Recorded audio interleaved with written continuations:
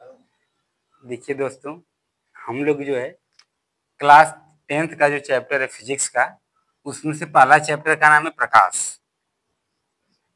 उसी को स्टार्ट कर रहे हैं। प्रकाश प्रकाश किसे कहते हैं? कि जो प्रकाश होता है वह एक प्रकार की ऊर्जा होता है या ऊर्जा होती है जो हमें दूसरी वस्तुओं को दिखाने में मदद करती है। उसे हम प्रकाश कहते हैं। इसके स्रोत की बात करेंगे तो इसके दो स्रोत हैं। पहले का नाम है प्रदीप्त वस्तुएं और दूसरे का नाम है अप्रदीप्त वस्तुएं।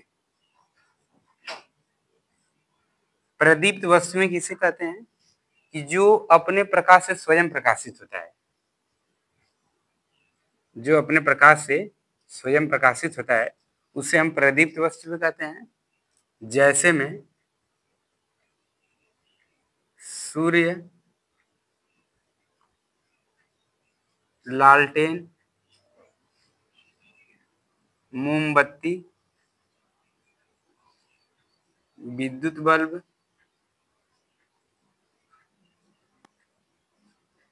आदि कर सकते हैं।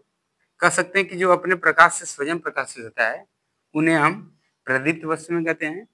और जो दूसरों के प्रकाश से प्रकाशित होता है, दूसरों के प्रकाश से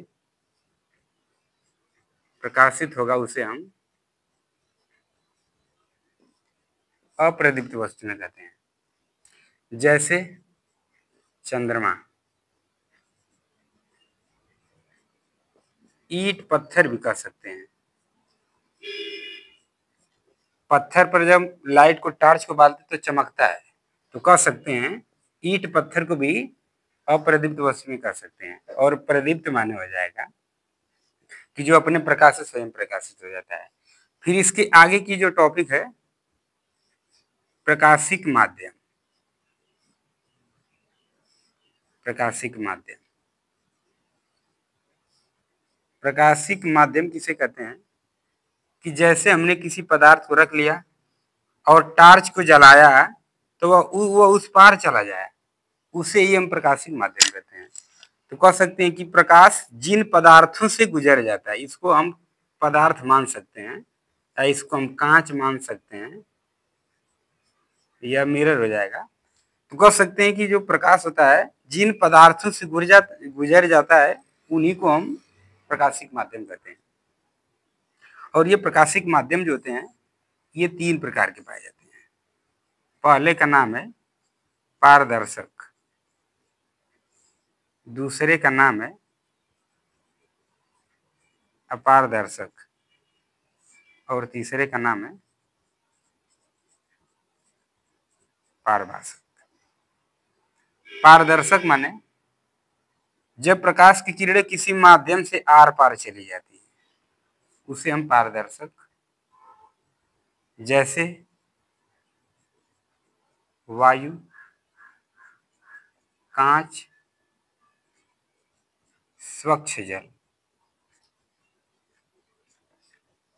और अपारदर्शक माने जिनमें प्रकाश की किरणें आर पर नहीं जाती है, जैसे श्यामपट हो जाएगा, टॉर्च को जलाएंगे उस पार नहीं जा सकता है।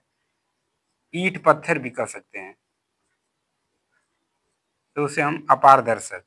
पारभाषक माने कुछ अंश उसका उधर भी चला जाए और कुछ अंश इधर रह जाए, उसको हम पारभाषक बोलते हैं। जैसे गंदला जल, घिसा हुआ कांच,